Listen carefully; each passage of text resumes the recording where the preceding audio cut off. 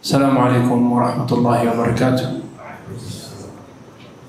الحمد لله رب العالمين، وصلى الله وسلم وبارك على نبينا محمد وعلى آله وأصحابه وأتباعه ومن اتبعهم بإحسان إلى يوم الدين. بعدكم حميد الله سبحانه وتعالى، نكم تكي رحمة أماني كبازي شاكي محمد بن عبد الله صلوات ربي وسلامه عليه. Ikhwani, katika khutba ya Ijumaa iliyotangulia katika msikiti huu wa Masjid Rahma ambao hujulikana kama Masjid AB, tuliweza kuangazia safari ya roho ya mmoja wetu pindi anapokuwa ni mwenye kufa, na kwa sababu ya wakati hatukuweza kumalizia maudhui ambayo nilioandalia. Kwa msingi huo tukaamua kuendelea au tukaamua kuwa na muhadhara kumalizia yale ambayo tulianzia katika darsa au katika khutba. Na baada salatu al-Jum'a tukatangaza ya kwamba ili tuweze kuipatia maudhui haki yake tutamalizia insha Allah ikifika siku ya Jumapili baina al-Maghrib na Isha, na alhamdulillah imefika siku hiyo leo. Ayuha almu'minun, katika mambo ya msingi ambayo lazima tuzingatie ni kwamba mwanadamu ameumbwa kutokana na mambo mawili zimeletwa pamoja. Na mtaniwia radhi nitarudi nyuma niangazie yale niliyoangazia katika khutba. Kwa dharura iliyotokezea nayo ni kwamba kwa bahati mbaya ile video iliyorekodiwa sauti ilikuwa ina shida. Kwa hivyo ndugu zetu wa media wakawa hawana ile footage nzuri, wakaomba tuanze upya tena kwa dharura hiyo. Na naona leo wameamua kulipiza kisasi, wamekuja na kamera 5. Yani hii sifanya kazi hii kwa sawa. Kwa hivyo inshallah mtaniwia radhi kwa maslaha ya ndugu zetu ambao hawakuhudhuria hapo awali, ama kwa wale ambao hawakupata kuhudhuria au hawakuweza kuhudhuria Juma, waweze kupata kuanzia mwanzo mpaka mwisho, ili ni msururu mmoja. Safari ya mmoja wetu pindi anapokuwa ni mwenye kutoka hapa duniani. Mmoja wetu ni maana mwanadamu, na mwanadamu kulingana na vitendo vyake makundi ni mawili. Inna hadainahu sabila imma shakira wa imma kafura. Imma alikuwa ni mtu wa sirata al-mustaqim, au alikuwa ni mtu aliyekuwa akimkufuru Mwenyezi Mungu. Na wanadamu wako katika makundi haya mawili mpaka siku ya kiyama. Duniani inna hadainahu sabila imma shakira wa imma kafura. Amma al-akhirah fariqun fil janna wa fariqun fis sa'ir. Kundi liko peponi na kundi liko motoni. Nitarudia katika masala ya msingi, nayo ni pindi mmoja wetu anapokuwa ni mwenye kwenda mbele ya haki au anapoanza safari yake ya akhira, basi yafahamu ya kwamba inamaanisha vitu viwili vilivyokuwa pamoja vimeachana. Na haya mambo mawili yanapokutana ndipo unakuwa ni fulani ni fulani. Mathalan tuko na Haji Arafat hapa. Haji Arafat ni Haji Arafat kwa sababu ni roho na mwili wake imekutana. Lakini siku ikiachana roho yake na mwili wake tutasema amekufa, na jina la Haji Arafat itaisha siku hiyo. Akifa Haji Arafat tutasema leteni maiti, leteni janaza, sogezeni janaza mbele tuswalie, shukisheni maiti tuweke. Haji Arafat imesahaulika immediately. Kwa nini? Kwa sababu mawili yaliyokuwa yameshikamana yameachana. Hasa mpaka mtu declare kwamba fulani is dead, fulani amekufa, ni pindi hii roho ikishatoka. Sasa roho ina safari yake na mwili ina safari yake. Safari ya mwili ni kwamba akifa mmoja wetu, mwili wake atakuwa ni mwenye kuoshwa na kuvishwa sanda na kupakwa manukato na pia kuswaliwa na kuipokea mwili na kuizika na kuishukisha kaburini. Baada ya hapo tushasahau. Na hivi ndio ilivyo, na kila mmoja wetu atapitia safari hii.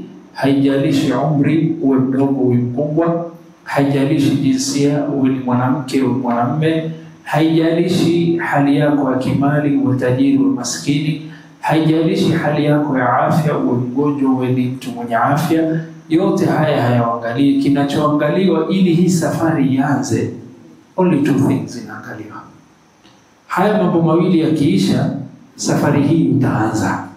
It doesn't matter your age, your gender, your wealth, it doesn't matter your health. Haya mambo mawili ikipatikana, malakal maut atakuja. Jambo la kwanza, wakati wako ukiisha. Idha jaa ajaluhum fala yastakhiruna sa'atan wala yastaqdimun. Ikifika ajali, ikifika wakati, hauongezewi muda wala haupunguziwi muda. Jambo la pili, malakal maut anaangalia ni kama riziki yako imeisha. Kama ile riziki ambayo Allah amekuandikia imeisha, basi ujue ya kwamba hakuna mwingine wa kukuruzuku. Hasa Rasul sallallahu alaihi wasallam kuhusiana na wakati, tuna dalili katika Qur'an. Idha jaa ajaluhum la yastakhiruna sa'atan wala yastaqdimun. Ikifika wakati haurudishwi nyuma wala hautangulizwi mbele. Kwa upande mwingine, inapokuwa hali ya mu'min, inapofika riziki yake kuisha, na riziki huisha vipi? Rasul sallallahu alaihi wasallam atueleza, lan haitawaikuwa, lan tamuta nafsun hatta tastakmilu rizqaha. Haitakufa nafsi mpaka ukamilishe riziki yake. Yani siku ukikamilisha na ukimaliza riziki yako ndio utakufa. Lan tamuta nafsun hatta tastakmilu rizqaha fattaqullaha wa ajmilu fi talab. Mmoja wenu hatakuwa ni mwenye kufa mpaka siku akimaliza riziki yake. Rasul sallallahu alaihi wasallam asema, baada hapo basi mcheni Allah katika kutafuta riziki, tafuteni kwa riziki njia nzuri, kwa sababu Allah tayari ashawapangia. Sasa ulama wakabainisha kwamba haya mambo mawili yakiisha, wakati wako na riziki yako, basi ndio malakal maut hutumwa.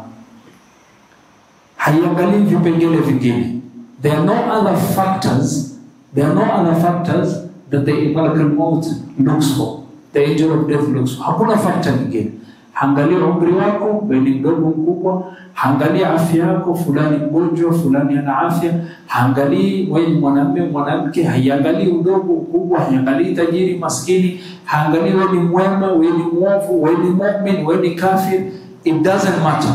If this two thing happens, malakal maut comes. Ikiwa wakati wako Allah amekuandikia imeisha, na riziki yako Allah amekuandikia Allah imeisha. Kwa sababu yeye ndo Ar-Razzaq, hauna mwingine kando na Allah kukuruzuku. Kwa hivyo hii ikitokezea, hapo ndo malakal maut huja. Na hii sikuweza kutaja katika khutba kwa sababu ya wakati. Kwa hivyo hili jambo tumelifahamu, sio? Tumelifahamu. Wakati gani malakal maut huja? Ikiisha wakati na ikiisha riziki. Huangalia umri wa mtu, huangalia mali ya mtu, huangalia afya, ama ni mgonjwa ama na maradhi. Utamwona mgonjwa amekaa juu ya kitanda miaka, huyu leo hatoboi, huyu leo sidhani kama ataweza, huyu leo sidhani kama atafika asubuhi. Kisha mwana mtu miaka kadhaa yoishi. Katika mambo ambayo niliona kwa familia yangu na ammi yangu mmoja, Mwenyezi Mungu amrahamu, ameenda mbele ya haki. Na huyo ammi yangu amepata mitihani mingi, ameingia accident, akakosa fahamu, akafanya operation, mambo mingi. Kila saa tusema safari hii hatatoboa, mara akapata kansa, mara akapata hivi, mara akapata hivi. Hasa kila mmoja asema safari hii huyu amki, safari huyu akakaa juu ya kitanda miaka 18. Na Allah akajalia wazee wetu wote pamoja na babangu wote walikufa kabla yake. Akabakia nani? peke yake. Hiyo ndio wa mwisho. Wadogo wake wote walikufa isipokuwa wachache. Hasa wale ambao walikuwa sema safari hii hata toboa, safari hii atakuwa hivi. Lakini miaka 18 juu ya kitanda. Kwa nini hakufa? Kwa sababu riziki yake ilikuwa haijaisha na wakati wake haijaisha. This is a very important principle. Ukifahamu hautauliza maswali mengi mtu anapokufa. Alikuwa na afya fulani, mimi nafikiri fulani mtu wote umemesa wa baina lillahi na ilaihi rajiun. Kuna mtu akufa family, mtu wa kwanza afikiri yule alikuwa mgonjwa, ama angalia yule alizeeka zaidi, yule ambaye ana umri miaka 90, wajua ni baada ya wasikia mdogo wake amekufa. Usishangazwe. Allah ametueleza na mtume wake ametueleza. Allah ametueleza wakati umeisha. Idha jaa ajaluhum la yastakhiruna sa'atan wa la yastaqdimun. Ar-Rasul ametueleza riziki yake imeisha. Lan tamuta nafsun hatta tastakmilu rizqa. Amekamilisha riziki yake. Ile iliyoandikiwa duniani amemaliza. Na nani mwingine kabla Allah kumruzuku? Hana. Kwa sababu sifa ya Ar-Razzaq ni yake peke yake, jalla jalaluhu. Kwa hivyo hii it's a very important principle ufahamu. Kifo haijafungamana na mambo mengine yoyote ambayo sisi tuwaona. Mauti imefungamana na wakati na riziki. Nafikiri nukta hii imefahamika. Sawa? Wakati ukiisha na riziki ikiisha. Nukta mbili muhimu. Namna kifo hutokezea ni kwamba malakal maut yeye hashughulishi na mwili wako, anashughulishwa na roho yako. Na hii roho hatujui imetengenezwa na nini. Na Mayahudi walipenda kumuuliza maswali Mtume Muhammad sallallahu alaihi wasallam. Wakamuuliza hii roho iko vipi, imeumbwa vipi? Allah akatoa jawabu, yasalunaka 'anir ruh qul ar-ruhu min amri rabbi wama utitu min al-ilmi illa qalila. Wanakuuliza ya Muhammad kuhusiana na roho. Wakuuliza kuhusiana na roho, waambie hamujapewa elimu isipokuwa chache juu ya roho. Hii ni jambo la kuhusu Mwenyezi Mungu. Elimu hii hamfikii wala hamtawahi kufikia.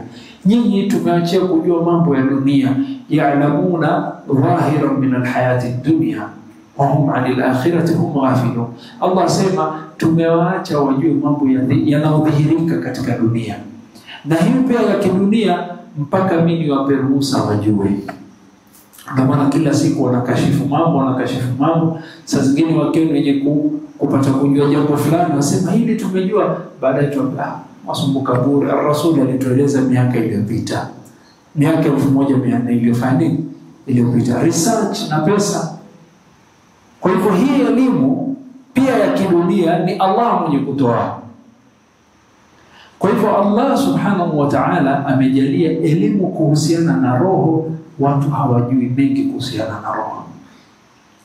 Na mwanadamu baina mwili na roho, kilichokuwa na thamani zaidi ni roho. Kwa sababu roho ina siri. Roho yako ikitulia, mwili hutulia. Na hii roho ina chakula kama vile mwili una chakula. Chakula cha mwili, kinywaji na vyakula vya kawaida. Chakula cha roho watu wameshindwa kufahamu. Ndipo watu wakawa ni wabunifu.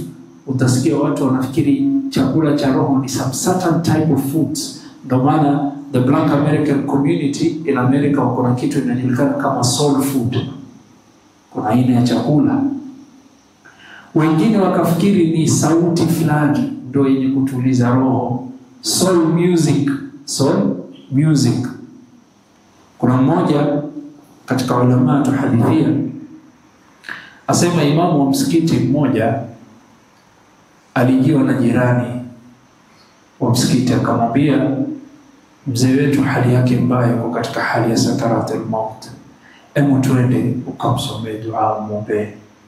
Asema nikifika ndani ya nyumba ya imamu nasikia full blast imeashwa nyimbo ya mwanamke mmoja mwimbaji wa Kiarabu akijulikana kama Kulthum. Na miaka 60s 70s yeye ndo alikuwa mwanamke mwimbaji mkubwa zama hizo wa Kimasri. Hasa Sheikh akasema a'udhu billah, mzee wenu yuko katika sakarati al-maut na nyimbo mwasha Kulthum. tena kwa sauti ya juu kuanzia nje nasikia. Basi wale wakabadilisha, wakaweka Qur'an. Yule mzee roho yatoka akawa ni mwenye kuzungumza, akasema la mrudisheni Umm Kulthum, yeye ndio yumetuliza roho. Aliishi duniani akijua chakula cha roho, akisikia raha anapomsikiza Umm Kulthum. Wengine wakafikiri chakula cha roho ni music, sio? Wengine wakafikiria chakula cha roho ni yoga. Tamona mtu hamjaona anasema the body, the mind and the soul must connect. Nini asema I'm looking for peace. Amekunja miguu kama hiyo kula biriani ama hiyo la pilau, kisha fanya vidole hivi, alafu yotoa humming sound.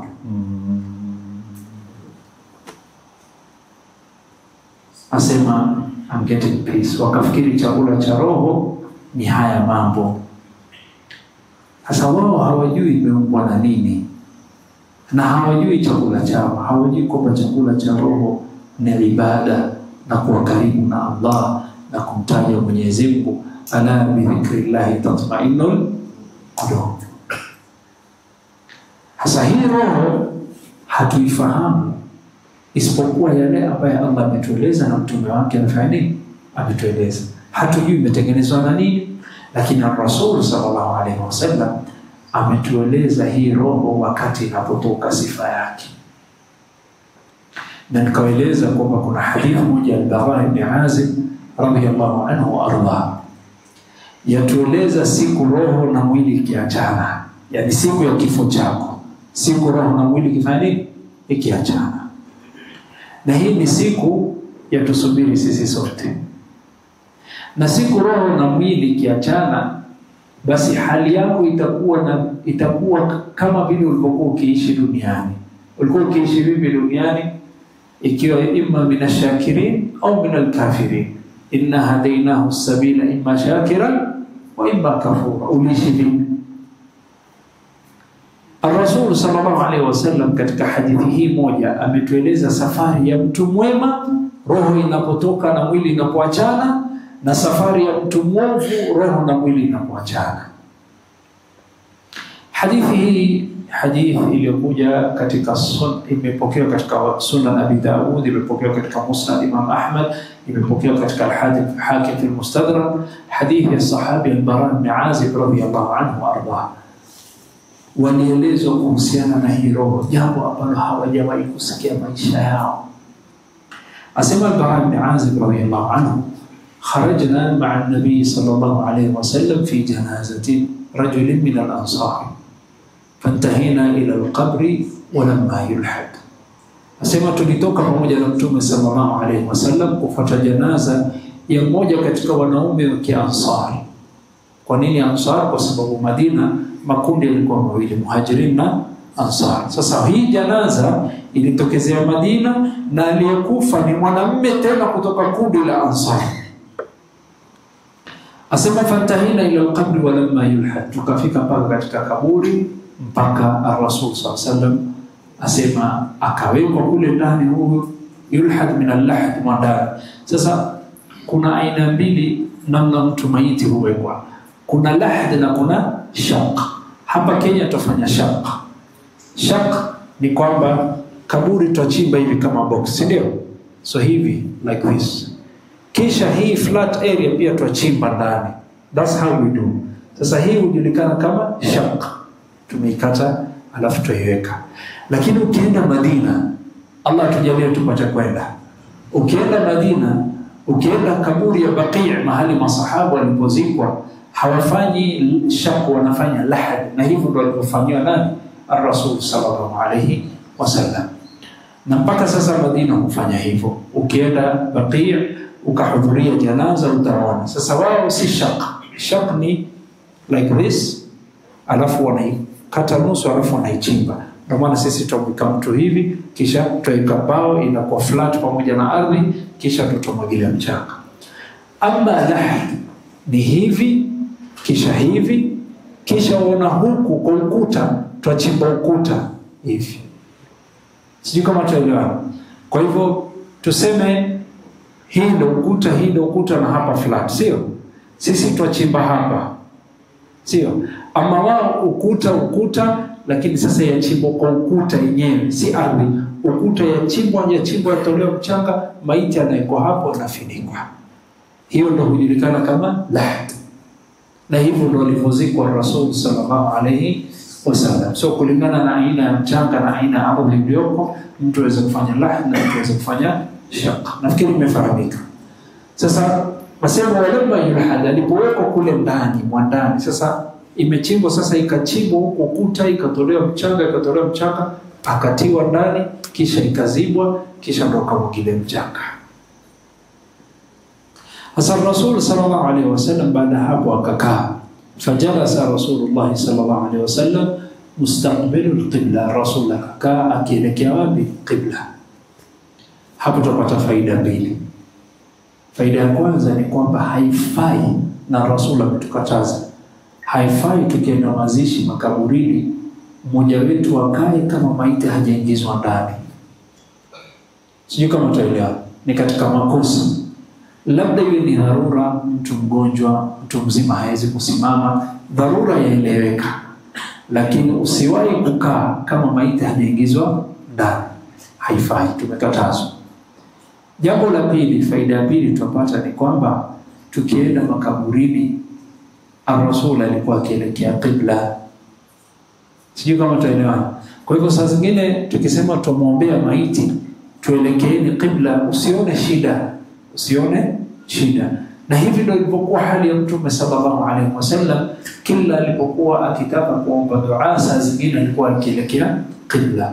Allahumma, ikiwa yuko juu ya mimbar yuelekea watu, ama ikiwa yotoa mawaidha yozungumza na watu, sasa tuelekea qibla. Sasa wakati kama wa Rasul alikuwa akiangalia. Allahumma, ikiwa labda khutba gani, salatul istisqa, swala ya mvua, imamu atakana ageuke aelekee qibla, aombe pamoja na watu.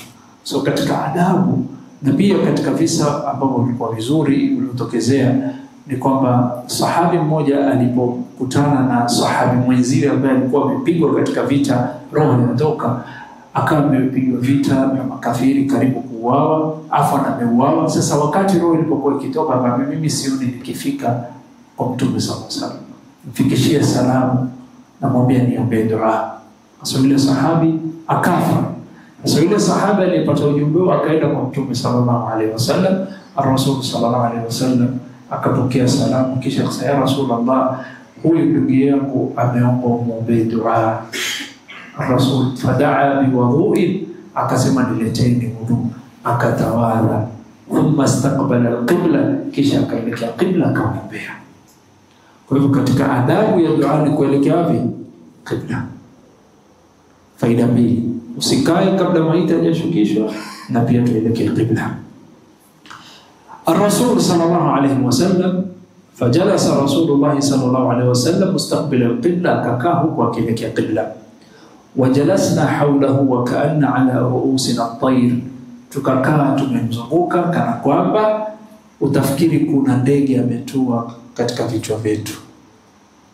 Wajua wakati ndege amekaa hapa juu, you are careful because ukifanya movement kidogo ndege inafanya nini? Yaruka. Kumaanisha we were still, yani hakuna mtu angalia kulia kushoto, no movement, kila mmoja ametulia, kila mmoja mwangalia Mtume sasa yafanya nini. Na Rasul akawa yafanya mambo ambayo hawajazoea. Alifanya mambo mawili. Qala wa fi yadihi udun yankutu fil ard, katika mkono wake alikuwa na kijiti na alikuwa akikwaruza ardhi na kana kwamba yochora vitu kwa ardhi. Jambo la pili, faja'ala yanzuru ila as-samaa'i wa yanzuru ila al-ard wa ja'ala yarfa'u basarahu wa yaghfiru. Ikawa Rasul sallallahu alaihi wasallam yangalia mbinguni, kisha yangalia ardhi. Wakati mwingine hanyanyui shingo, yanyanyua macho, yangalia mbinguni, kisha yaghfiru, kisha akiangalia chini. Hasa masahaba akasema, kwani Rasul yona nini? Kuna vitu gani Rasul yona? Hapo Rasul akaanza kuzungumza kwa mara ya kwanza, akasema ista'idhu billahi min adhabil qabr, ista'idhu billahi min adhabil qabr, ista'idhu billahi min adhabil qabr marratayn aw thalatha. ثم قال اللهم إني أعوذ بك من عذاب القبر ثلاثا. اللهم إني أعوذ بك من عذاب القبر، اللهم إني أعوذ بك من عذاب القبر. Akasema mumbeni Allah awaepushe na adhabu ya kaburi, mumbeni Allah awalinde kutokana na adhabu ya kaburi. Mumbeni Allah na mumulize awaepushe na adhabu ya kaburi. He was saying things ambayo masahaba walikuwa hawaoni. Kisha Rasul sallallahu alaihi wasallam yeye mwenyewe akaanza kujiombea yeye mwenyewe, Allahumma Mola wangu, ya Allah, inni kwa hakika mimi a'udhu bik, na kuomba unilinde min adhabil qabr, min adhabil qabr, kutokana na adhabu ya kaburi. Karara thalathan, akajiombea yeye mara 3. Kisha Rasul sallallahu alaihi wasallam akaanza kueleza, akasema innal abda almu'min, akaeleza hali mbili ya mja wa Allah anapokuwa mwema na mja wa Allah anapokuwa mwovu. Innal abda almu'min, akaeleza hali ya kwanza, mja wa Allah aliyemwamini Allah, idha kana fi inqita'in min ad-dunya, ikiwa iwakata hapa dunia, wa iqbalin min al-akhirah, na yuelekea akhirah, yuachana na dunia na yuelekea akhirah. Nazala ilayhi malaikatun minas samaa, wanashuka malaika kutoka mbinguni. So malaika wa kwanza utakayemuona si malakal maut, ni malaika ambao wanaotumwa na Allah kabla malakal maut hajashuka.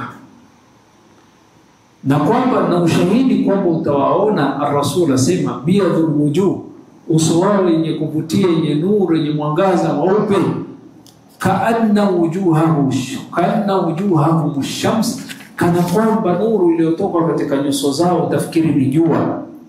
Maahum, na hawajashuka hivi hivi tu, wamebebana na vitu. Maahum, pamoja nao wamebeba kafan min akfanil janna. Kafan ni sanda, kama vile mwili unapofungwa sanda, roho pia ikitoka hufungwa sanda. Na sanda hiyo umetoa wapi? Min akfanil janna, ni katika sanda za janna. Kwa hivyo hii roho ina sanda, hii roho ina sanda. Sasa hujui ima itafungwa na sanda ya janna ama sanda ya jahannam. Kama vile mwili tunavyoshughulishwa kufunga sanda, malaika kazi yao ni kudili na roho, na nyinyi wanadamu ni fardhu kifaya kudili na mwili. Hasa wewe ufanya bidii umoshe vizuri, umfisha sanda vizuri, na malaika pia wako na bidii ya kuifisha sanda vizuri roho. Lakini huyu mu'min sanda yake imetoka janna. Wa hunutun min hanutil janna, na manukato na marashi kutoka janna. Hatta yajlisu minhu madda al-basar, na wanakuwa ni wenye kukaa mbali na huyu mja, kwa sababu si kazi yao kutoa roho.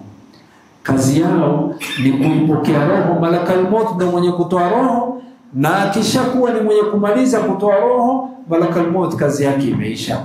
Hapo hapo yafanya nini? Hawa malaika wanakuja kuchukua hiyo roho. Hasa mmoja akauliza akasema, huyu malakal maut ni mmoja, inakuwaje hapa yuafa na hapo yuafa, hapa mtu huyo inakuwaje anatoa yote mara moja? Jambo la kwanza, hawa malaika Allah amewapatia vipawa vingi, waweza kufanya mambo kwa wakati mmoja. Na wala usishangae, ni mfano wa mmoja wetu. Tuna taa ngapi hapa? Nyingi sana, sio? Lakini mtu akienda main switch akizima, taa zote zafanya nini? Sasa wewe kama waweza kuzima taa zote kwa switch moja, malakal maut yashindwa. Sio kama tunafahamiana? I don't know if you're getting the comparison. Kama malakal maut, wewe waweza kwa switch moja, main switch, ukizima taa zote za msikiti zazimika. Ya chooni, ya hapa, ya mimbar, ya kamera, zote zazimika kwa switch moja tu, pam. Je, malakal maut kuchukua roho ya watu 100 kwa wakati mmoja yashindwa? Hashindwi. Wewe mwanadamu umeweza kuzima taa zote. Hasa hii ni katika mambo ambayo ni ilmu al-ghaib. Haya ni katika mambo ambayo yaliyofichika na ni katika uwezo ambao Allah amepatia nani? Malaika wake. Sasa Allah subhanahu wa ta'ala ajalia kwamba hali malaika hawa wakishashuka, ar-rasul asema hatta yajlisu minhu madda al-basar, wanakaa mbali sehemu macho yako mwisho unapofika.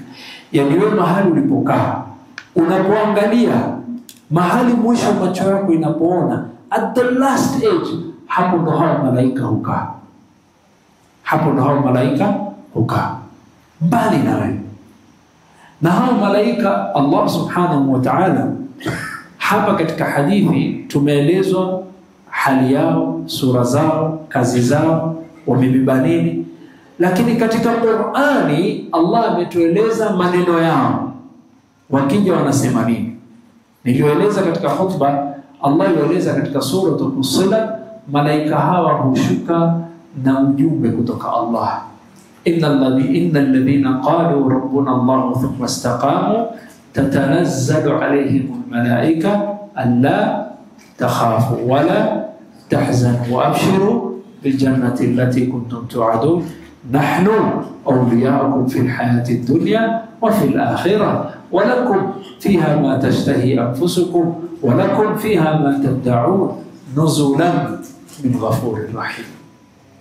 Sasa Allah subhanahu wa ta'ala abainisha kwamba malaika hawa wanakuja na ujumbe alla takhafu.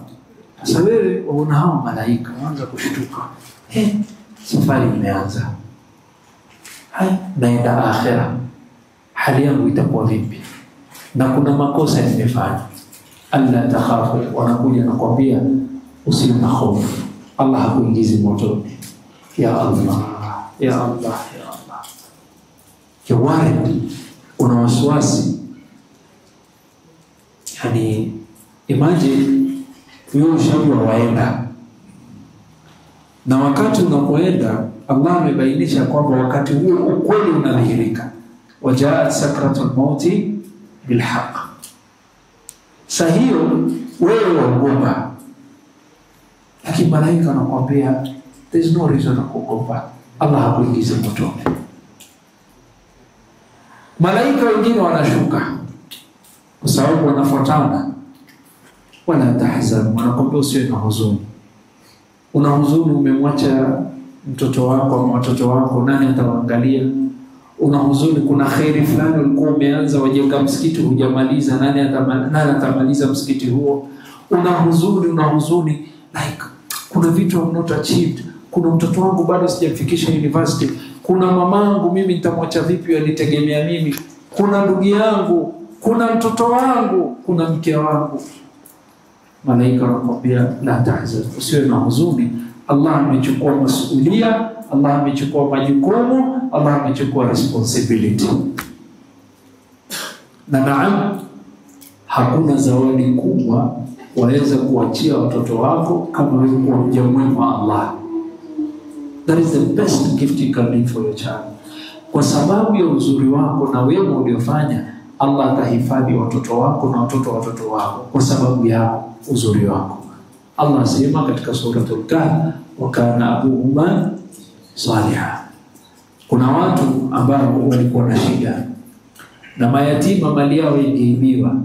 Akatumwa Nabii Musa kujenga ukuta na kuwahifadhia wale watoto, mali yao isibiwe. Kulikuwa hakuna bank, ilikuwa mtu huchimba, lakini wakati ukuta ulipovunjika ile mali kaanza kuonekana. Allah akamtuma Nabii Musa, nenda kajenge ile ukuta ili mali ya mayatima ihifadhike. Kisha Allah akabainisha kwa nini hao mayatima mali yao imehifadhiwa, akamtuma. Kwa nini amemtuma Nabii Musa? Allah akasema kwa sababu mama yao na baba yao walikuwa watu wazuri. Hasa huku malaika wanakuambia la tahzan, usiwe na huzuni, Allah amechukua jukumu ya kuwasimamia kila kitu. Jambo la tatu, wa abshiru bil janna, na wanakubashiria janna. Wakishuka leo janna wasubiriwa bwana, wangojewa katika janna. Hasa hii ndio hali ya muumini. Hasa hadithi hii yatueleza sura zao, nyuso zao, wamebebana na nini, lakini Qur'ani yatueleza maneno yao, So tucombine Qur'an na hadith ili tupate full picture. Nafikiri umefahamika. Kwa hivyo hii ndo haya. Hasa malaika hawa wanamwambia nahnu awliyaukum fil hayati dunya wa fil akhirah. Sisi tulikuwa na wewe hapa duniani na madamu akhira umeanza safari hatukuachi pia akhira tuko na wewe. Sasa hii ndo hali ya muumini. Kisha asema Rasul sallallahu alaihi wasallam, thumma yaji'u malakul maut alayhi salam. Kisha baada hapo malakul maut waja. Sisi Mombasa tunasema mzee mzima amekuja, ama watu wa Tanzania nasema baba lao. Sasa asema baada haya yote sasa malakul maut amefika. Anapokuja malakul maut hachagui sehemu nyingine iliyochagua kichwa chako, hata yajlisu inda rasi, yakaa karibu na kichwa chako. Fayaqul, asema ayyatuha an-nafsu at-tayyiba, wa fi riwaya ayyatuha an-nafsu al-mutma'inna ukhruji ila maghfiratin min Allah wa ridwan. Ewe nafsi, ewe roho iliyokuwa safi, iliyotakasika, iliyokuwa nzuri, iliyokuwa utulivu, toka katika mwili huu, ili hali ujue ya kwamba Mwenyezi Mungu amekusamehe na una radhi za Allah subhanahu wa ta'ala. Hasa hii ni neema hupatikana kwa mja mwema wa Allah subhanahu wa ta'ala. Kisha Rasul sallallahu alaihi wasallam asema fatakhruju tasilu kama tasilu al-qatratu min fi as-siqa, na itaanza kutoka maji, itaanza roho kutoka kichwa, yatoka kwa tone kama vile inapotoka kutoka mkono wa birika. So ikiwa una birika ya chai ama thermos, mwajua inapotoka roho qatra ni dots. Acha nijaribu kuonesha. Ni tone, one after the other. Roho zetu ikitoka hivi tamu sasa. Almuhim inatoka in drops, tone moja baada ya nyingine, taratibu. Nitaka nifanye demonstration lakini naona hii yataka physics kidogo.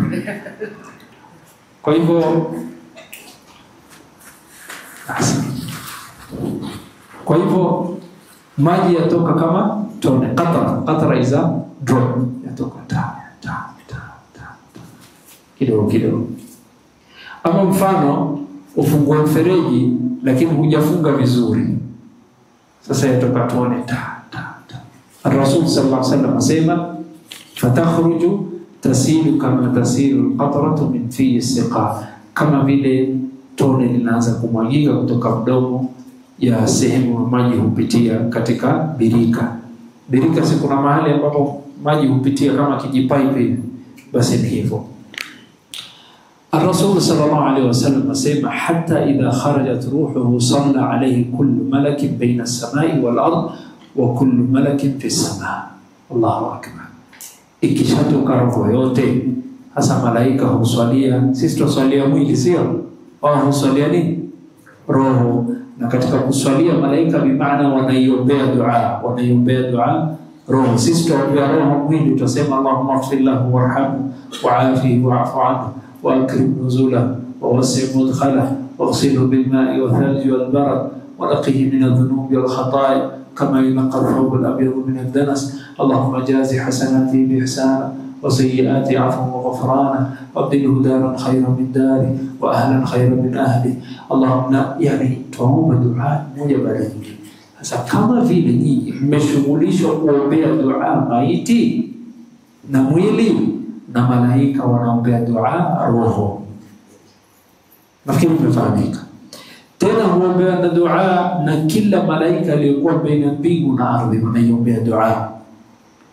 Wafutihat lahu abwabus samaa, kisha roho ile hubebwa mpaka katika mbingu ya kwanza, ikafunguliwa mlango wa mbingu, na kwa mara ya kwanza waingizwa katika dunia ya mbingu, as-samawati. Hasa katika hali kama hiyo asema Rasul sallallahu alaihi wasallam laysa min ahli babin illa wa hum yad'una Allah an yu'raja bi ruhihi min qibali. Sasa katika njia ukifika mbinguni kuna milango mingi. Hakuna mlango wote ambao malaika ni wenye kuchunga, ila kila malaika wasema ya Rabbi, naomba huyu apitie kwangu, naomba huyu apitie kwangu. Ni malaika wanakupigania. Kwa nini? Kwa sababu ulikuwa mja mwema. Na malaika wanapenda waja wema. Na wanapenda roho iliyokuwa nzuri na iliyokuwa safi. Na katika hali kama hiyo, wafutihat lahu abwabus samaa fa idha akhadhaha lam yad'uha fi yadihi tarfat 'ayn hatta ya'khudhuha. Sasa malaika hawa waliotoka mbinguni, waliotoka katika ardhi na wamebeba roho ya huyu mja, wamefunga sanda na wameiombea dua na wamepokea manukato kutoka janna, wakifika mpaka katika mbingu ya kwanza, kila mlango malaika wasema naomba pite kwangu, naomba pite kwangu, naomba pite kwangu. Kisha wale malaika, ile mlango itakayochaguliwa ukipita, wale malaika wanaipokea. Asema sasa we'll take over from here. Sasa Rasul sallallahu alaihi wasallam asema فإذا أخذها لم يدعوها في يده طرفة عين حتى يأخذوها فيجعلوها في ذلك الكفن وفي ذلك الحنوط. وفي شسانا نهو إلى منكاتو. الله سيما توفته رسلنا وهم لا يفرطون. ويخرج منها كأطيب نفحة مسك وجدت على وجه الأرض. نهر فنزور يطبق تقهيروه من زور كلكم مسك أبي ويجوا يكونوا زيد katika ardhi hii. Fasaduna biha, na wanakuwa ni wenye kuelekea mbinguni. Fala yamuruna yani biha ala mala'i min almalaikati illa qalu ma hadha ar-ruhu at-tayyib. Wakiwa ni wenye kupita kundi ya malaika wanauliza, hii harufu nzuri, roho ya nani hii? Roho ya mja gani huyu? Ni mtu nani huyu? Kwa sababu wao mbinguni hawajui watu ardhi. Hasa they are trusted to know who is this. Huwa ni kwa nani duniani? Kisha malaika fayakulun fulani ibn fulan bi ahsani asma'ihi allati kanu yusammuna biha fi dunya. Wataanza kumsifu na kumwita kwa majina ambayo yalikuwa kiitwa majina mazuri duniani. Huyu ni fulani ibn fulan, huyu ni Muhammad ibn Abdullah, huyu ni Khalid ibn Abdurrahman, huyu ni Ali ibn Muhammad, huyu ni fulani ibn fulan. Your name and your father's name. Sasa kila malaika anapewa introduction. Who's this? Who's this? Who's this? Sasa if you want to be famous, if you want to be known, tafuta ujulikane mbinguni. Hapa duniani likes, followers haikufai. Wakikutambua watakusaidia nini? Lakini mbinguni malaika wanakujua, bali wanahamu wa kujua nani huyu, nani hamutunoi fulani ni fulani. Nasema mashaallah, harufu nzuri, huwa alikuwa mtu mzuri duniani anaonekana. Allahu akbar, Allahumma ja'alna minhum ya Rabb. Kisha asema Rasul sallallahu alayhi wasallam hatta yatu biha ila samai dunya fayastaftahuna lahu fayuftahu lahum. Watakuwa wenye kuomba wafunguliwe mbingu, watafunguliwa. ويشيعهم من كل سماء مقربوها إلى السماء التي تليها. Sasa kila wakipita wale malaika wanakuwa ni wenye kuishindikiza na kuisukuma, wasema wacha tuisindikize, yani hii roho nzuri hatubaki hapa, wacha tuisindikize mpaka mbingu inayofuata. Sasa wale malaika wale roho kisha wanapita mbingu ya pili. Wale malaika wale katika mbingu ya pili wanapigania, muingize kupitia mlango wangu, muingize kupitia mlango wangu. Kisha wale wakishapita mlango wao, kisha wanasema hatu sio kwa changu, tuisindikize mpaka mbingu ya tatu, tuisindikize mpaka mbingu ya 4. Malaika walikuwa katika mbingu ya 4, tuisindikize mpaka mbingu ya 5. Malaika walikuwa katika mbingu ya 5, wakishaipokea roho, tuisindikize hiyo roho mpaka mbingu ya 6. Tuisindikize. Allahu akbar.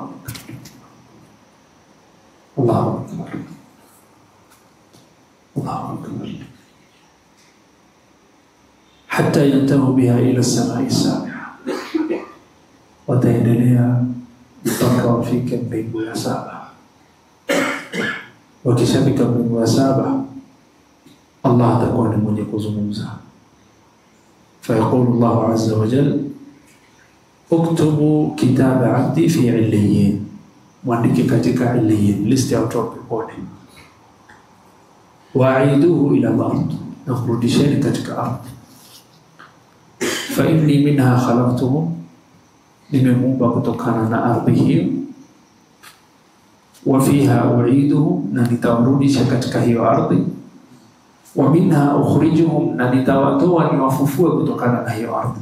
Taratan ukhra, kwa mara nyingine. Nimeumba mara ya kwanza kutokana na ardhi, nimewatoa kutokana na ardhi, nitawarudisha katika ardhi na nitawatoa tena kutoka ardhi. Samrudisheni. Qala sallallahu alayhi wasallam, fayuraddu ila al-ard, kisha malaika wale sasa wanashuka na hiyo roho mpaka inapofika katika ardhi. Fayuad, na atakuwa watuadu ruhu fi jasadi, na roho hurudisha katika mwili, lakini si kiasi cha kumrudisha uhai upya tena. Itarudishwa kiwango cha kupata kuulizwa maswali. Sijui kama tuelewa. Kwa sababu roho ikirudishwa kwa mwili wake, inarudishwa kulingana na haja ya kuweza kujibu maswali. Watu wengine huwa na shaka na adhabu al-akhirah na maswali ya akhirah, lakini jawabu ambao ulama wametoa wasema kwamba hii ni haki. Allah amebainisha kwamba kuna watu wanapata adhabu ndani ya kaburi katika Qur'an. Watu wa Firaun walipoamua kufuata Firaun pamoja na watu wake, walipoamua kupiga vita na Nabii Musa pamoja na watu wake, Firaun na wafuasi wake wakaamua kuingia katika bahari, kisha bahari mwajua kisa sio. Hasa Allah yasema an-naru yu'raduna 'alayha ghuduwan wa 'ashiyyan wa yawma taqumu as-sa'atu adkhilu ala fir'auna ashadda al-'adhab. Allah sema katika sura Ghafir, moto wa jahannam umefunguliwa milango asubuhi na jioni. Every morning, every evening, watu wa Firaun na wafuasi wake wanafunguliwa mlango wa jahannam morning na evening. Jioni sisi tukiswali magharibi, kabla magharibi wanafunguliwa moto wa jahannam. Alfajiri wanafunguliwa twice in a day. An-naru yu'raduna 'alayha ghuduwan wa 'ashiyyan wa yawma taqumu as-sa'a, na siku kiyama ikisimama, adkhilu ala fir'auna ashadda al-'adhab, na watu wa Firaun wataingizwa adhabu kali zaidi. Hii ni ushahidi wa adhabu ndani ya kaburi hapa duniani katika Qur'an. Ama katika sunna zimekuja nyingi. Wengine wakasema inakuaje hii roho kupewa adhabu na nini? Sahali. Siwe pia saa zingine ukilala roho yako haiko kamili katika mwili. Kuna percentage fulani ya roho ubakia katika mwili na nyingine ufanya nini? Uchukuliwa. Ndio maana Rasul sallallahu alaihi wasallam ametufundisha dua tunapolala. Bismika rabbi wada'tu jambi, fa in amsakta nafsi farhamha, wa in arsaltaha fahfadhha kama au bima tahfadhu bi ibadaka as-salihin. Ewe Mola, nimelala kwa jina lako na kujiweka ubavuni mwako. Fa in amsakta nafsi, nafsi yangu imeenda kwako. Ikiwa utaizuia huko, wangapi wamelala hawakuamka? Ikiwa utaizuia nafsi yangu huko, naomba uihurumie, rahma zako zipate. Wa in arsaltaha, ukiachilia nirudie niamke, basi fahfadha, ihifadhi kama vile unavyohifadhi waja wako wema. Ndio maana tukilala tuseme bismika Allahumma amutu wa ahya, kwa jina lako Allah nakufa na napata uhai. Tukiamka tuseme alhamdulillahi alladhi ahyana ba'da ma amatana. Hasa wewe ukiwa umelala uko 50-50, roho baadhi iko baadhi hakuna. Na saa zingine waoneshwa vitu ndani ya ndoto, mara waona kwamba wakimbia. Saa zingine ni wangapi ambao walikuwa wamelala wakiota wakifukuzwa, yuamka kutoka na majasho wakipiga piga fujo katika usingizi. Why? Because ya hiyo adhabu au kitu kilichomshtua. Na hii hutokezea. Wangapi katika ndoto wameota kama wana vitu vya kutishia, mpaka mtu mzima hujikojolea. Auliza nini? Anambia hii si janaba, hii mkojo, harufu tunajua. Inkuaje? Asema nimeona vitu kwa usingizi vikinipeleka mbio. Na hivi ndio ilivyo. Kwa hivyo Allah subhanahu wa ta'ala atamrisha na roho itarudishwa, lakini kwa kiwango cha kupata kujibu maswali. Sijui kama tuelewana. Ar-Rasul sallallahu alayhi wasallam asema fayuradu ila al-ard wa tu'adu ruhu fi jasadi. Kisha Rasul sallallahu alayhi wasallam asema فإنه يسمع خفق نعال أصحابه إذا ولوا عنه مدبرين. Na mtu akiwa ameacha kaburini, ameingizwa ndani, wakati akishaingizwa kule ndani itakuwa sawa na wakati roho yake irudishiwa. Mchanga ushamalizwa, watu washaombea, na sasa yasikia watu wakienda, yasikia their footsteps, au wameenda. Hapo ni mtu na amali yake. Na Rasul sallallahu alaihi wasallam asema atasikia nyayo za watu, the footsteps, atasikia tena nyayo inayotokana na viatu vao. Khifaqi ni'ali ashabi idha wallu anhu mudbirin, wakimwacha peke yake huko ndani. Hata watu wakupende vipi, hakuna mtu ataingia kule nawe. Wale ambao wanakupenda ndio watakumwagia mchanga zaidi. Ndio sunna ya Mwenyezi Mungu. Mmoja katika wema aliyotangulia, baada ya kusoma miaka mingi chini ya shekhe lake, akaulizwa na mwalimu wake, umekaa chini yangu miaka mingi umekaa chini yangu na umesoma chini yangu na ni mwanafunzi wangu, hebu nieleze ni kitu gani umefaidika miaka yote? Akataja mambo mengi, takriban mambo matano, na hiyo ni khutba khas, ni mada kamili. Lakini katika moja aliyotaja ni kwamba nimekuja kugundua nikiwa kaburini hakuna rafiki mzuri kuliko amali yangu. Kwa hivyo nimefanya bidii kufanya rafiki yangu kubwa kwa amali yangu nzuri, kwa sababu kila mmoja ataniacha isipokuwa amali yangu. So my best friend is my good deeds. My best friend is my good deeds. Kwa nini yaulizwa? Asema nilipogundua kwamba kila mtu ataniacha, mpaka mtu atasikia nyayo fulani, their footsteps. Kuna watu usimama, kukaa, huomba dua, watoto, family hulia. At the end of the day kuna mtu atakapale mpaka Isha. Baada hapo kila mmoja ndio kutafuta wali na pilau. Sio? Wale ambao walikuwa kilia, leta bora pilau, hakuna sala, tafuta pilipili. Ni kamba hata nguvu, si ule kwa kilia, umesahaulika. Jua ya kwamba your best friend is your good deeds. Your best friend in this world is your good deeds. Ni sala, ni som, ni sadaqa, ni hajj.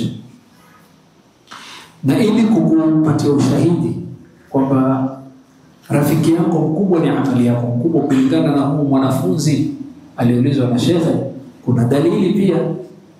Je, unajua ya kwamba hii ni hadithi nyingine? Kwa sababu you must get different hadith and verses to get the full picture. Sijui kama umefahamiana, sio? So there is another hadith iliyokuja katika Mustadrak al-Hakim Sahih Ibn Taymiyyah, hadith ya Abi Hurairah radhiyallahu anhu, asema muumini anapokuwa mwenye kukaa kaburini akisharudishiwa roho yake na malaika wamekuja kumuuliza maswali ya kuja swala upande mmoja, somo ya kuja upande mmoja, zakat ya kuja upande mmoja, silatul rahim na sadaqa inakuja inamzunguka. Sasa wale malaika wa kaburini wakija na vitisho, swala inaambia la, tafuta kwingine, hapa kwangu hakuna njia. Wakija upande wa kushoto ambia la, hapa kwangu hakuna njia, somo ya kutetea, tafuta kwingine. Akija kwa miguu, la, hapa kwangu hakuna njia. Akija kuutosi kichwani anambia la, kwangu hapa hakuna njia.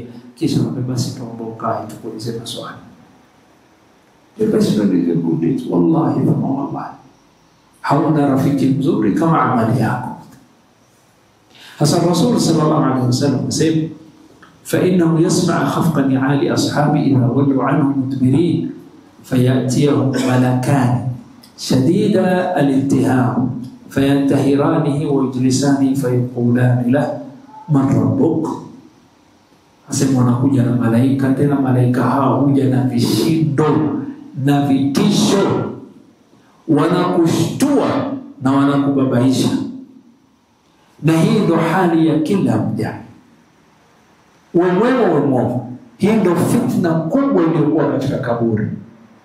Ndio maana tukisema Allahumma na'udhuka min fitnatil qabr, hii ndo fitna kaburi inaulizwa. Man rabbuk, ma dinukum, ma nabiyukum. Hasa, the issue is not just answering. The issue is how these angels come wanakushtua na kukubabaisha, you panic.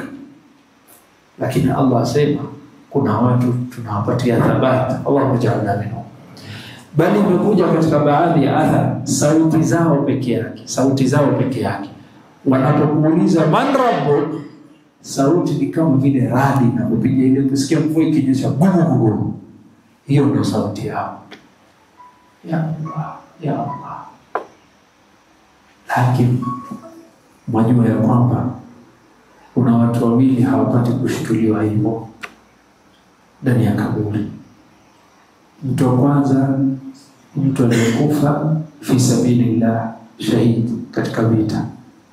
Tumomba Allah awalinde na awapatie shahidi, shuhada, manzilatu shuhada, ndugu zetu walikuwa Gaza. Na mtu wa pili, kulingana na hadithi sahihi, atakayekufa usiku wa kuingia Ijumaa ama siku ya Ijumaa, hapati fitna hii. Kuanzia Thursday night mpaka Friday morning, Lailatul Jumaa au Jumaa. Ukifa siku ya Ijumaa ama usiku wa kuingia Ijumaa, from Thursday night, katika zaidi zawadi Allah anakupatia ni kwamba ya kuepusha na hii fitna ya kaburi. Allahu jalla minhum.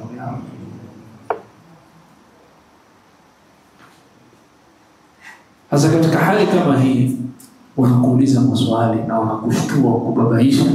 Man rabbuk, nani mola wako? Kulingana na nani alikuwa mola wake? Rabbi Allah. Fayaqulani lahu ma dinuk, ulikuwa katika dini gani? Fayaqul, huyu mja wa Allah sema dini al-Islam, mimi sikuwa na dini nyingine, inna dina inda Allah al-Islam, na mimi nilikuwa Muslim. Fayaqulani lahu, na hawa malaika wale wamwambia, ma hadha ar-rajulu alladhi bu'itha fikum, nani huyu mwanamume aliyetumilizwa kwenu? Fayaqulu huwa Rasulullah sallallahu alayhi wasallam. Fayaqulani lahu ma amaluk, wa amali yako duniani ilikuwa ipi? Fayaqul, asema qara'tu kitab Allah fa amantu bihi wa saddaqtu wa hiya akhiru fitnatin tu'radu 'ala al-mu'min. Atasema mimi vitendo vangu ilikuwa kulingana na Qur'ani, mimi nilikuwa sifanyi mambo yasiyoeleweka. Mimi nilifuata mwongozo wa Mwenyezi Mungu na nikaamini na nikashikamana na mwongozo wa Qur'an. Je, sunna, kufuata sunna ni mwongozo wa Qur'an. Wa ma atakumur rasulu faqulu wa ma nahakum anhu fantahu. Qur'an na kwa mwongozo pia ushikamane na sunna. Kwa hivyo ukisema nimeshikamana na Qur'an, haimaanishi umepuuza sunna. Nafikiri imefahamika. Hasa haya ndio maswali. فذلك قوله نسمع الرسول صلى الله عليه وسلم وهي آخر فتنة تعرض على المؤمن. نهيدو فتنة امتحان ومشو أنا بيو مؤمن.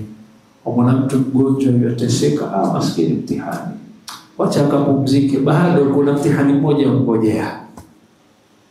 Fulani ana shida, fulani alikuwa maskini aliteseka, bado hiyo si mtihani, kuna moja imebakia. Fulani maskini alipitia mtihani, amepata hasara, biashara zake imeungua, wacha akapumzike, bado kuna moja imebakia.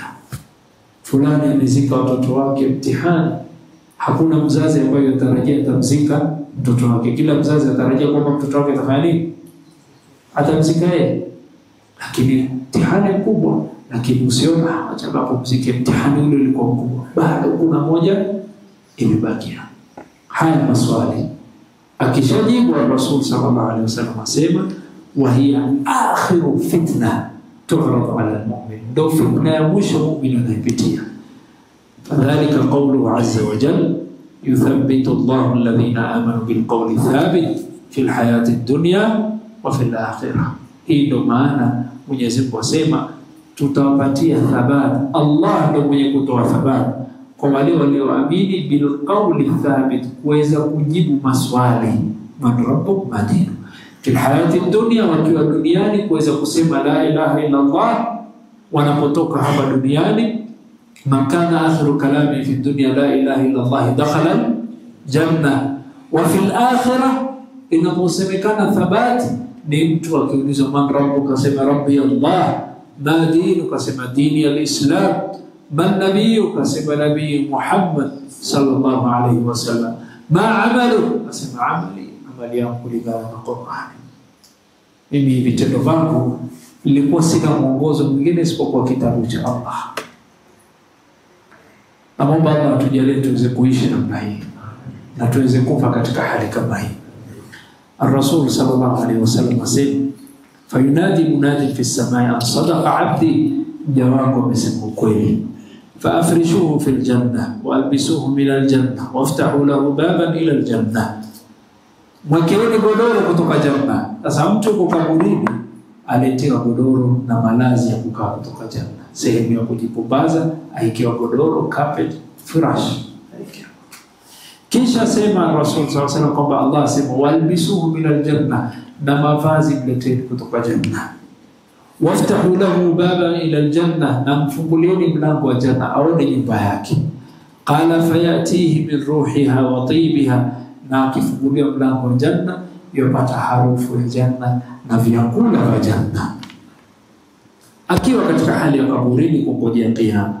Wayufsahu lahu fi qabrihi madda basari, na atapanuliwa kaburi lake umbali wa macho yake pale inapofika. Wayatihi au yumathalu lahu rajulun hasan alwajh, kisha pale ataletewa mtu asiboeke, yani asikwe bored. Ataletewa mtu ampumbaze, amtile story, amfurahishe, asikae peke yake mpaka kiyama isimame. Atakaa na huyu mtu, rajulun hasan alwajh, mtu mwenye sura nzuri ya kuvutia, hasan al-thiyab, mavazi mazuri ya kuvutia, tayyibur rih, na harufu yake ni harufu nzuri. Fayaqulu abshir billadhi yasurruk, abshir biridwan min Allah wa jannatin fiha na'imun muqim. Huyu mtu akwambia maneno mazuri, harufu nzuri, mavazi mazuri, uso nzuri, maneno mazuri, mwambia na kubashiria itakayokufurahisha. I have good news for you, something that will make you happy. Ni nini? Abshir, wewe umepata radhi za Allah. Ya subhanallah. Can you imagine mamako ambaye unampenda yuko katika hali ya sakarat al-maut, akwambia mwanangu, mimi natoka duniani lakini una radhi zangu. How that make you feel? Au babako akwambia mwanangu, una radhi zangu. Fakiri malaika wanakuja na kuambia una radhi za Allah. Allah is happy with you. Allah is pleased with you. Ya subhanallah. Na hakuna kitu kubwa duniani kama kupata radhi za Allah. There is nothing bigger than that. Kwa ushahidi wa Qur'an, Allah asema wa ridwanun min Allahi akbar. Wa ridwanun min Allahi akbar. Na hivi ndio walikuwa waja wema, bali walikuwa mitume ya Mwenyezi Mungu. Nabii Musa alipoulizwa na Mwenyezi Mungu, wama ajalaka an qaumika ya Musa, akabainisha akasema, ajiltu ila rabbi la'allaka tarda, mimi nimekuja mbio Allah ili unipate radhi zako.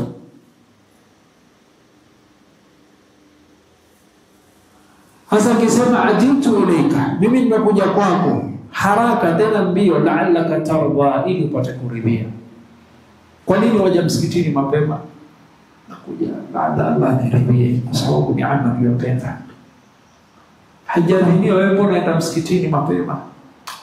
Naenda mbio kwa Allah na nyumba yake. Allah niridhie, kwa sababu najua inamfurahisha amali.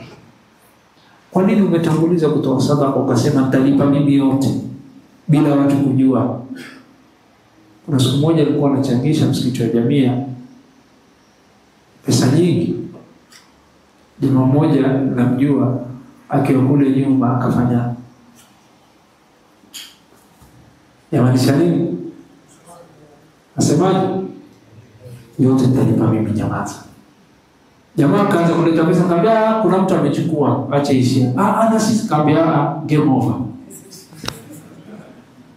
Mimi kwa nini stress? Nishapata yote mpigo mmoja. Kwa nini? Laala katarba ya Rabb. Umefanya hivi.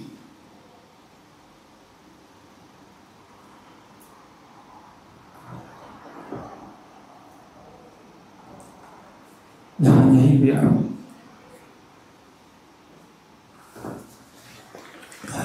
Alhamdulillah. Nimefanya hivi ya Rabbi kwa sababu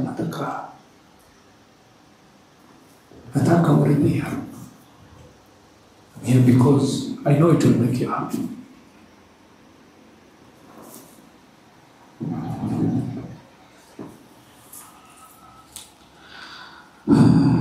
Today is not the day.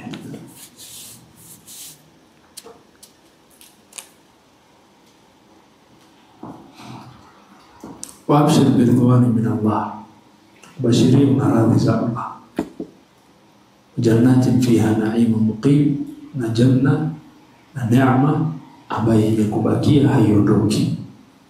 Hadha yawmuk, hii ni siku yako, alladhi kuntu tu'ad, siku ya ahidiwa. Fanya khair utapata janna, fanya khair utapata janna. Imefika siku yako. Yule mje anafurahi, ambe huyu mwenzake au ambe huyu aliyekuja kwa sura nzuri, ambe wa anta fabasharaka Allah bil khair. Man ant, wewe nani? Mkuja mazuri, sikujui wewe nani, lakini uso wako uso wa khair, maneno yako maneno ya khair. Wewe nani? Fawajhuka wajhun yaji'u bil khair, uso wako ni uso wenye kuleta khair. Fayaqul ana amaluka salih, ana amaluka salih, mindo amali yako, mindo swala ulizoswali, mindo funga uliofunga, mindo sadaqa uliotoa, mindo Qur'an uliosoma, mindo khair uliofanya. Fa wallahi, naapa kwa Allah, ma alimtuka illa kunta sari'an fi ta'ati Allah bati'an fi ma'siyati Allah. Asema ulipokuwa duniani ulikuwa na sifa mbili. Ulipokuwa duniani ulikuwa na sifa mbili. Sifa gani? Qala ma alimtuka illa kunta sari'an fi ta'ati Allah. Wewe inapokuja taa ya Mwenyezi Mungu ulikuwa uko mbele. Bati'an fi ma'siyati Allah, na inapokuja katika maasi ya kumasi Mwenyezi Mungu ulikuwa ni mzito, ulikuwa hupende kumasi Allah. Hizi ndio sifa mbili ulikuwa nao duniani.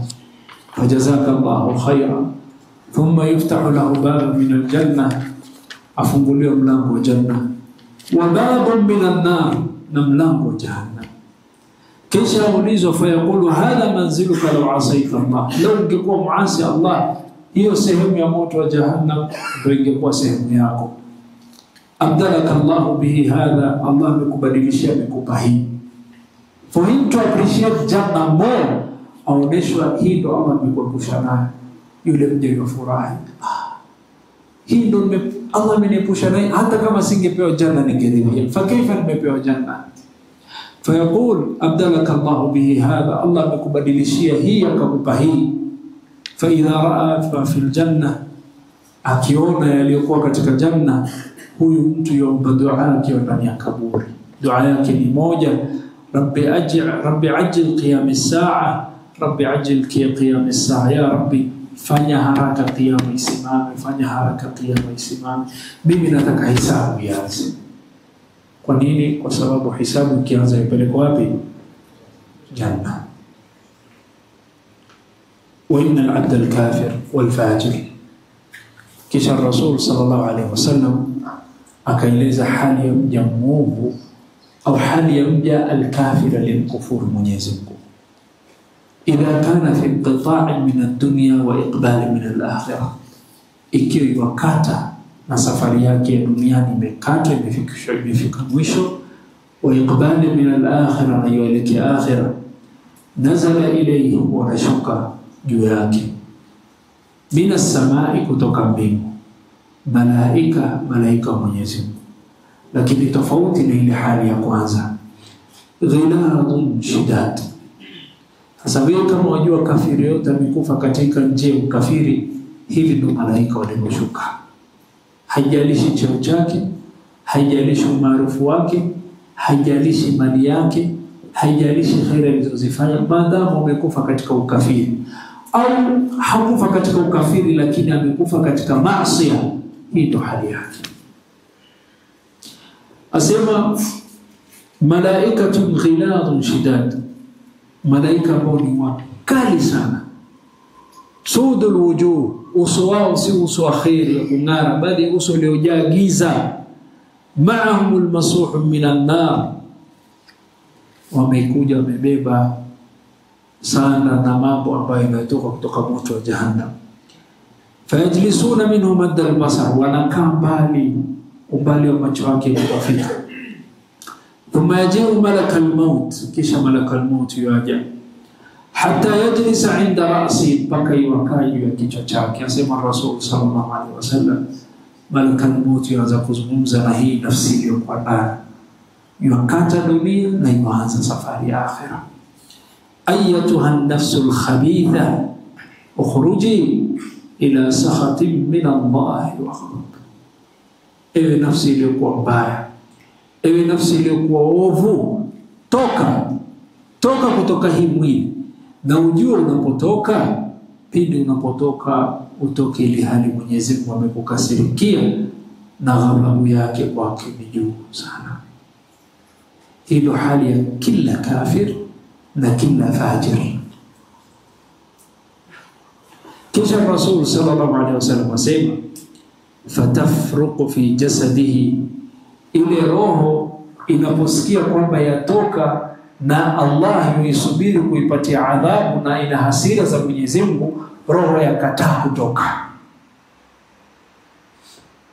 Kwa nini roho inakataa kutoka? Qala fayatafarraqu fi jasadi, roho inatapakaa katika every point of the body ili sitolewe, inaganda pale ndani. Lakini wakati umefika na riziki imeisha, kwa hivyo lazima atoke. Hasa ile roho inatolewa na nguvu madamu amekataa. Rasul sallallahu alaihi wasallam asema, fayatafarraqu fi jasadi fayantazi'uha kama yantaza'u as-sufud min as-suf al-mablul, na itatolewa kama vile vyuma inavyotolewa katika pamba ambayo ilikuwa na maji. Suf ni pamba, cotton ambayo ilikuwa na maji. Sasa wewe angalia, nikaa ambayo kuna rungu, na hiyo rungu ina misumari, iko na misumari. Kisha ukaambia uingize ndani ya sufu, ndani ya pamba, na ile pamba imeroweka ina maji. Sasa waitoa, ukiingiza waitoa, ukiingiza waitoa, roho inatolewa hivyo.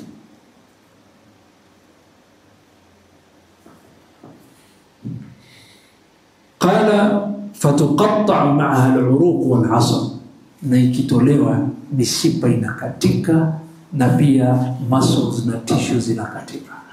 Kwa nini? Kwa sababu roho inatolewa na nguvu na imekataa kutoka.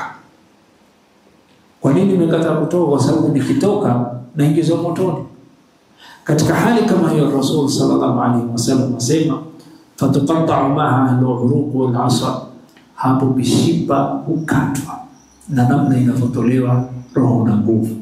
Rasul sallallahu alaihi wasallam asema, ikishatoka hiyo roho, malaika walikuwa wakiombea yule muumini huku, fa'al'anuhu kullu malakin baina as-samai wal ardh, na malaika wanaanza kuilani, la'natullahi alayhi, la'natullahi alayhi, la'natullahi alayhi, ulikuwa muovu wewe ulipokuwa duniani. Kisha asema, wa kullu malakin fi as-samai, na kila malaika alikuwa katika mbingu wanamlaani huyo.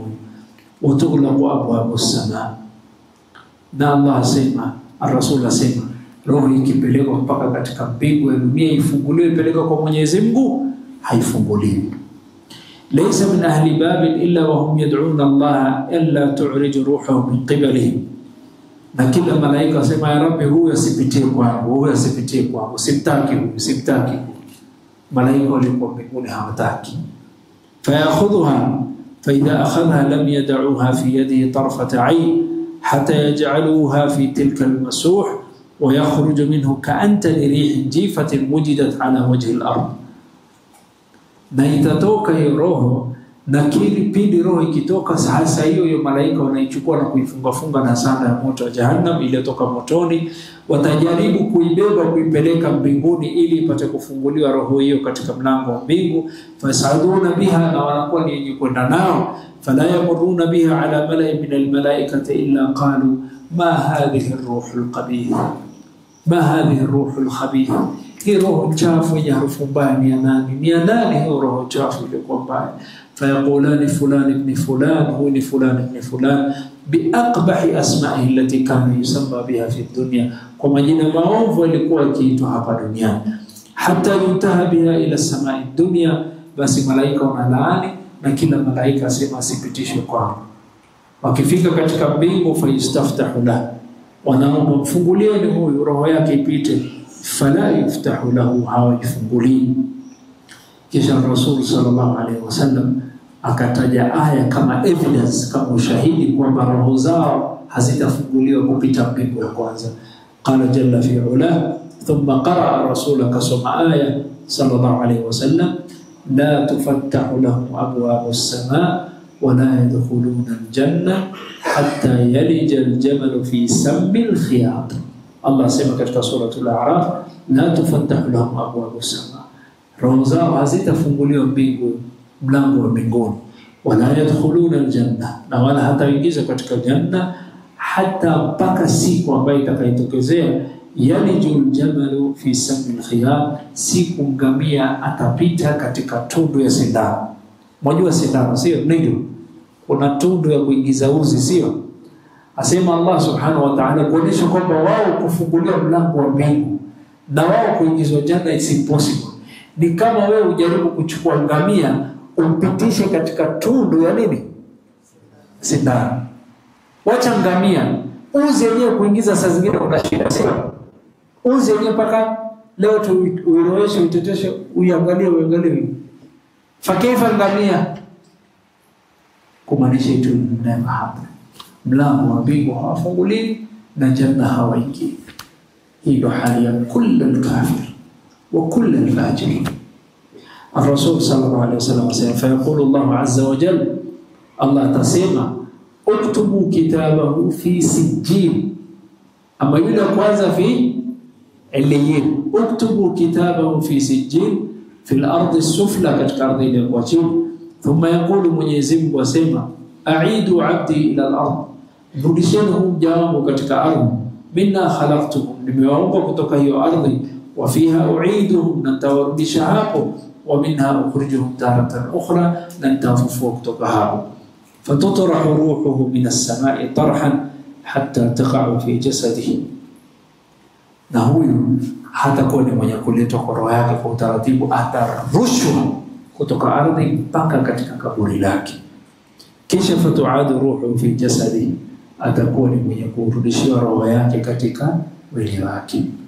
Fa innahu la yasma'u khafqa ni'ali ashabihi idha wallau anhu, na atasikia watu wakitembea wakimwacha yuko peke yake. Wayatihi malakani, wale malaika wawili wa kaburini wenye kuuliza maswali huja. Shadida al-intihar, walikuwa ni wakali mno. Fayantahirani, watakuwa ni mwenye kumtishia na kumbabaisha. Wajlisani, na watamkalisha. Fayaqulani laha, na watamwambia man rabbuk, wewe ulikuwa ukimfuata nani? Wewe ulikuwa ukimsikiza nani? Ulikuwa ukimwabudu nani? Fayaqulu ha la adri, sijui I don't know. Fayaqulani ma dinuk, dini yako ilikuwa gani? Fayaqulu ha la adri, sijui. Fayaqulani, watamuuliza ma taqulu fi hadha ar-rajul alladhi bu'itha fikum, wasemaje juu huyu mtu aliyetumilizwa kwenu? Fala yuhtada lismi, hata hajui jina Muhammad wala Ahmad. Allah taharamisha jina hilo kwa ulimi wao. Fayuqalu Muhammad, wewe hujamsikia Muhammad? Fayaqulu la adri. Sami'tu an-nas yaquluna, nilipokuwa duniani nilikuwa nikisikia watu wakimtaja Muhammad, but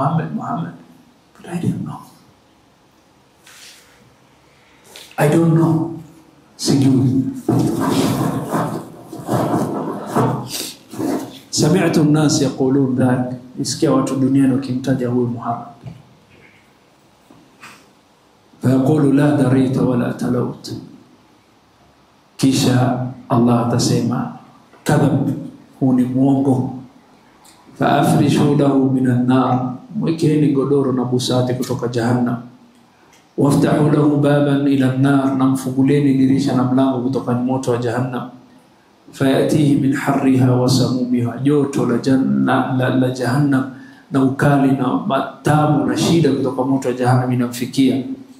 Wa yudhayyaqu alayhi qabru, na yubanwa na yufinywa ndani ya kaburi, hatta takhtalifa fihi adla'u, mpaka mbavu hii inakuja kulia na mbavu hii inakuja kushoto, zinapishana, akifinywa na kubanwa na kupigwa, na huko pata moto wa jahannam na joto linakuja. Ar-Rasul sallallahu alayhi wasallam asema, wayatihi fi riwaya wa yumathalu lahu rajulun qabih, alitewa mtu muovu, qabihul wajh, alikuwa ni mwenye kutishia katika uso wake, qabihul thiyab, mavazi yake yenye kutishia, muntanir rih, harufu mbaya. Wewe duniani huwezi kustahimilia harufu mbaya. Ukipata harufu mbaya, fungua dirisha, fungua hivi. Fakaifa huyu ambaye apata harufu mbaya kaburini na hana njia ya kutoa harufu? Muntanir rih, harufu mbaya. Fayaqul, huyo mwambia, abshir billadhi yasuu, nimekuja kukubashiria mabaya na maovu yatakayokupata. Hadha yawmuk, hii ndo siku yako, alladhi kuntum tu'ad, iliyoahidiwa kwako. Fayaqul, yule mja muovu, yule kafiri, yule mja muovu asema, wa anta fabasharaka Allahu bishar, man anta, wewe na umekuja na nuksi na balaa, watishie wewe nani? Wewe Mwenyezi Mungu akubashiria maovu. Ambaye hunijui mimi. Fawajhuka wajhu yajiu bishar, uso wako ni uso ambao unakuja kwa shari. Fayaqul, hunijui, ana amaluka alkhabith, mimi ndo amali yako mbaya, mimi ndo madhambi uliyotenda, mimi ndo maovu uliyofanya, usijifanye hunijui. Fa wallahi ma alimtuk, wallahi ulikuwa na sifa mbili duniani. Ma alimtuka illa kunta bati'an an ta'atillah, wallahi thumma wallahi, wewe duniani ulikuwa na sifa, inapokuja katika wakati wa kumtii Mwenyezi Mungu you are very slow, katika mambo ya kumridhisha you are very slow, ulikuwa huna haraka, the last katika kila mambo, sari'an ila ma'siyati Allah, lakini inapokuja maasi ya Allah wewe ulikuwa kwanza.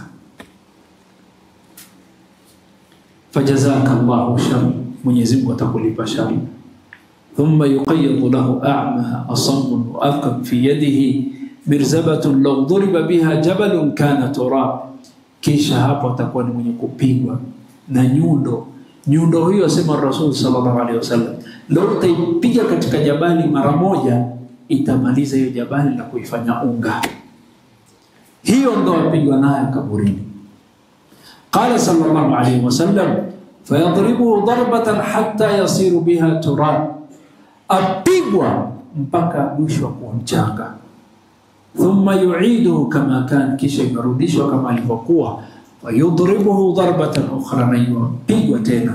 Fayasihu sayhatan yasma'uhu kull shay'in illa thaqalain, na atakuwa ni mwenye kutoa fujo na makelele na sauti ili kwa hali ya juu, kwa maumivu na uchungu na mateso yanayopitia ndani ya kaburi. Yasma'u kullu shay'in illa thaqalain, walikuwa wote wanasikia isipokuwa jini na mwanadamu.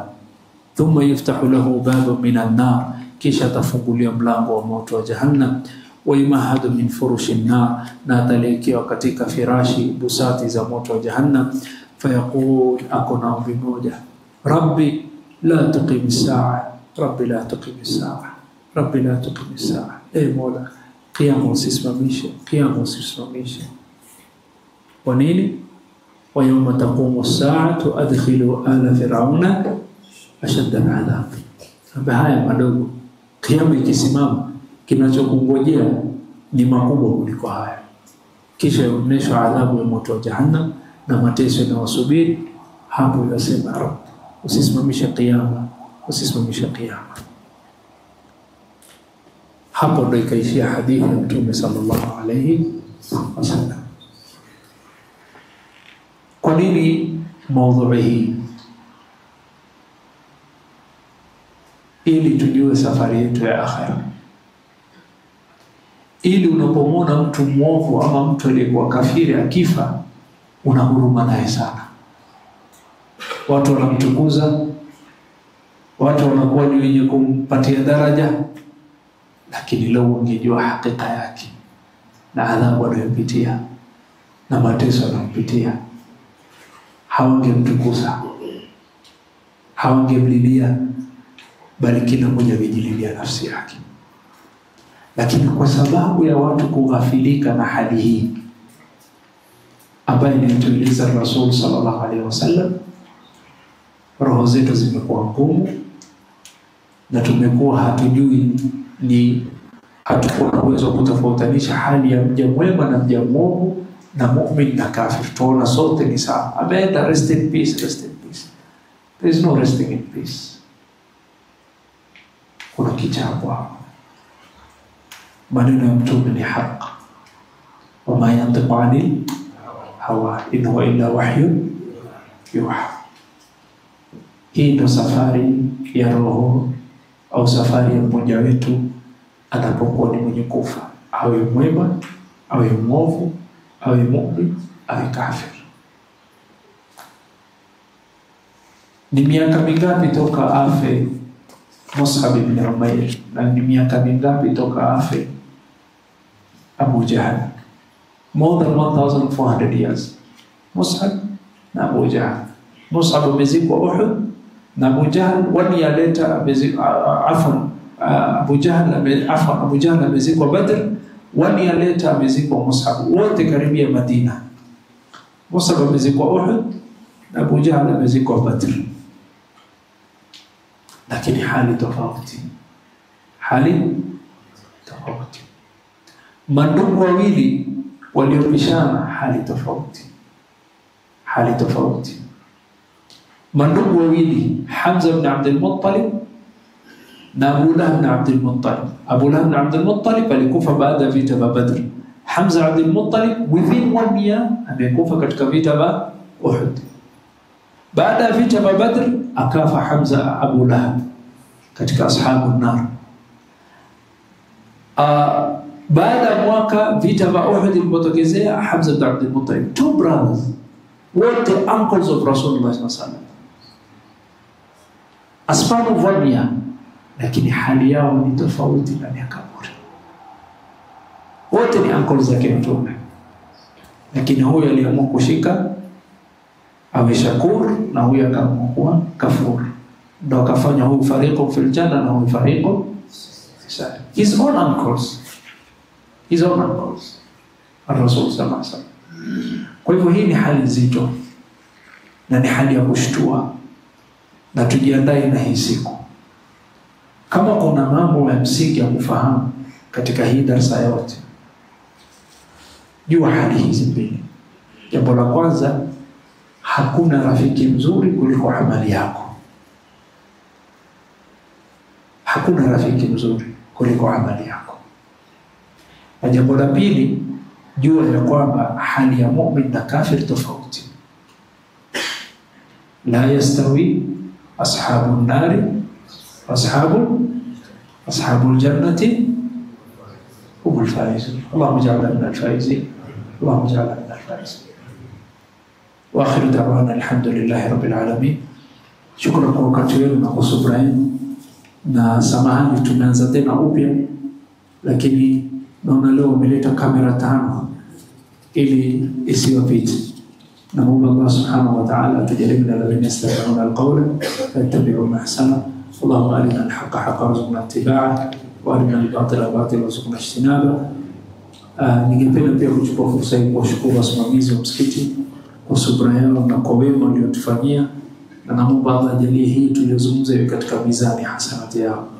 Ahsantum, jazakumullahu khairan. Wa akhiru da'wana alhamdulillahi rabbil alamin. Nafikiri tutaingia swala, tuadhini na tuaqimu moja kwa moja.